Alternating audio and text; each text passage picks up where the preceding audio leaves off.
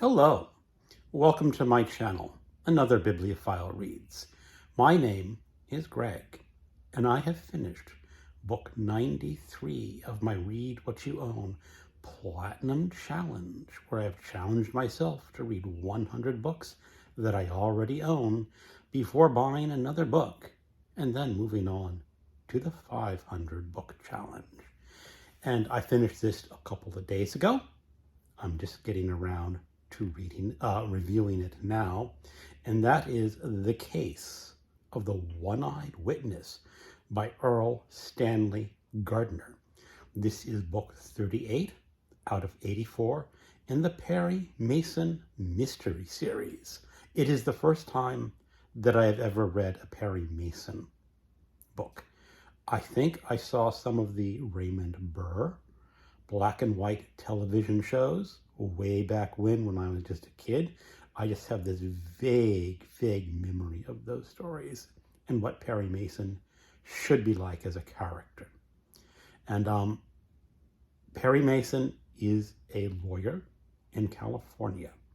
This particular book was published in 1950, so it is 50s era California. And Perry Mason is out on a dinner with his secretary, Dahlia Street. And he gets a message from a woman at a payphone. And she has some money she wants him to deliver to someone else in a message. And it goes on from there.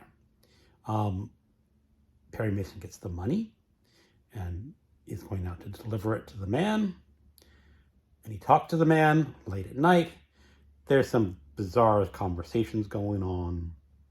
And then it's so bizarre that Perry Mason decides to have a team of private investigators hang out in front of the house and watch what goes on.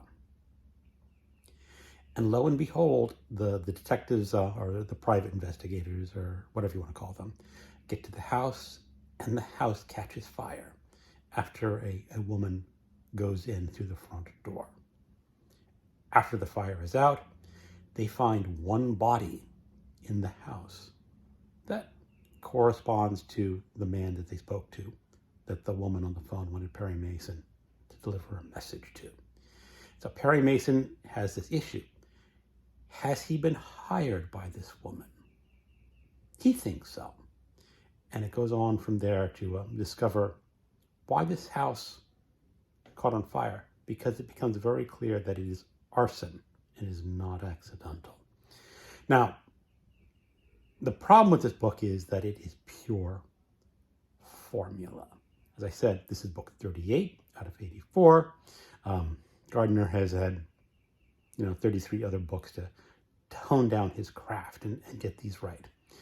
There is not a lot of character development that I saw.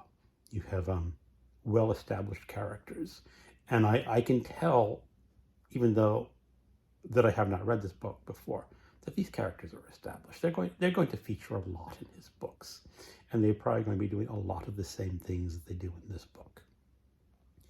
But is the mystery good? Yeah, it's fair. One of the things happened in this book I caught on right away, and I knew, well, that's not exactly how it's panning out in the initial description in the story. I saw through that right away. One of the other secrets, no, I did not see through, because it was not meant. He didn't give you any real clues. But it's a fine story. Will I read other Perry Mason novels? I think I am going to check them out. Just because I'm sort of curious. I want to check out the first in the series, The Case of the Velvet Claws, I believe. That was his initial foray, of course. And that one apparently does not include a courtroom scene. All the other Perry Mason books end in a courtroom scene, as in this one.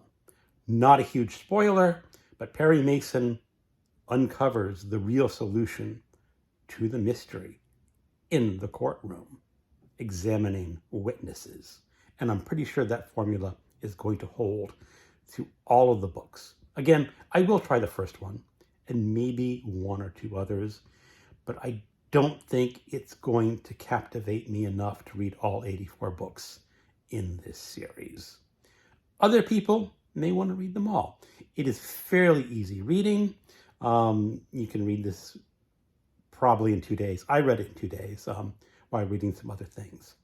Pretty good stuff, but not all that great. Well, anyway, thank you for watching, and keep on reading.